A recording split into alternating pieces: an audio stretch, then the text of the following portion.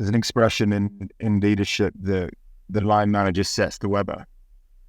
And if you think about the fact that if you have 5 line managers managing 5 people each, that's overwhelmingly the majority of your business for a medium-sized company. And those people are often not prioritized. Often they're the highest performing individual within their specialist skill, not necessarily the right leader and have the right management traits. But those are all things that can be taught to the right people with the right willingness to learn. But we spend a lot of time working with them on how to lead teams, how to inspire confidence, how to put process in place, how to raise performance curves. And we got external speakers to come in and really coach people through that process.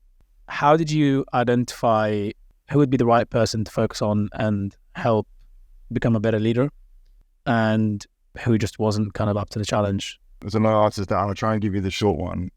Some bullet points, I suppose. 1, somebody that puts the business above ego, super important. 2, someone that has a huge amount of empathy, that listens before they speaks. 3, that's someone that wants to set an example, lead by example, but also wants to bring people up and raise them up above them. 4, somebody that is selfless in their pursuit of their ambitions, and their ambitions should be that their team hit their targets for them. One interesting penny drop we had was that when we were really young, we used to make changes all the time, right? It'd be, here's an updated agreement, here's an updated part of the website, here's an updated process. And so it just it feels constant for the people in the team. And they're walking in on Monday morning going, God, what's going to happen here? And it's not a comfortable place for them to be. What we did was we put in place a structure where first week at the start of every new quarter, we have a offsite. And it's been like a software update, right? We stored everything up and then did it in one go. So there's stability and then an update. Stability, update. Do you see what I mean? And so those offsites there'll be a mixture of, here's something that we've recognized, here's an improvement to our agreement, is a change to a process, an update to a policy, here it is. But also, here are some things that we are interested in getting your thoughts on because we're going to change something. Let's have a breakout session and we want to pose a question to you guys to really throw around.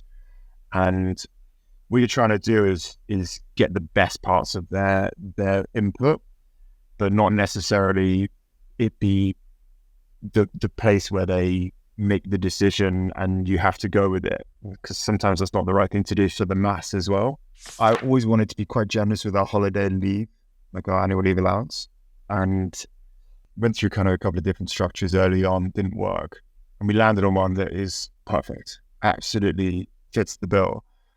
And the challenge with having multiple annual leave days for a big team is that, people are away at different times. So there could be a week, 2 weeks, etc., when people just aren't crossing over and it stalls projects, communications, from what have you. So what we figured was, when we're all away at the same time, it's fine. That's actually brilliant.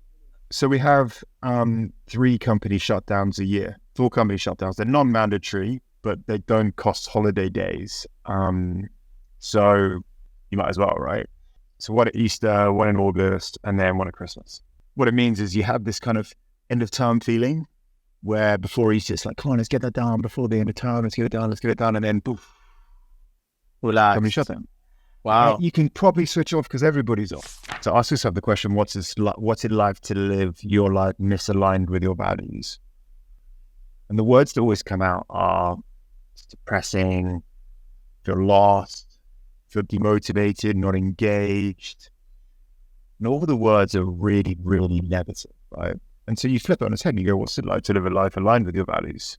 And all the answers are the same. I feel found, I feel engaged, I feel motivated, I feel encouraged, alive, all of these amazing words. And then you say, how many people in the room have values for their company? Everyone puts their hands up. How many people can identify their own personal values?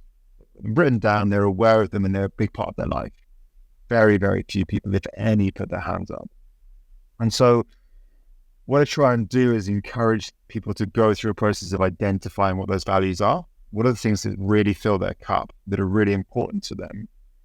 And then instead of having goals that perhaps society are pushed on you, such as being wealthy, buying a house, having a family, whatever those things are, you go, I should do that because TikTok looks like I should do that.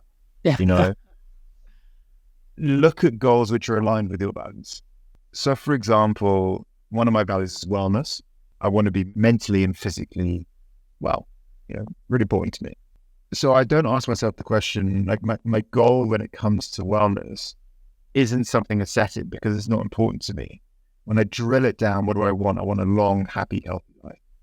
I don't want a six-pack. I don't want to have, huge arms. Those things aren't important to me. But I do want to be able to play football with Theo when I'm 80 and his kids. I want to be in an active state for a long time. I want to be able to move and feel and be able to do what I want. That's a much more exciting goal for me. And so when I've got that as my long-term, big, ambitious, blurry thing that I'm after, I look at what happens this year or this quarter or this week that means that that's going to become a reality. And so those activities, those inputs, they make sense for the big long-term output. And so when I think about stuff like, you might say, what about being wealthy? Got to ask the question, why? Why do you want that? Is it for a status thing? Is it because it makes you feel like, actually drill it down? Why is that important to you? Most people will come back to something along the lines of stability, independence, risk, optionality. Like those things actually are what wealth enables. And they're far more meaningful than a number in your bank. The ability to take some time off to be with your loved ones, that's a huge thing which wealth might enable. So look at the why behind those things, and that actually can really, really motivate you. If you're able to link values with your day-to-day, you can unlock a different motivation than you've ever experienced. And that's what I try and do in that process.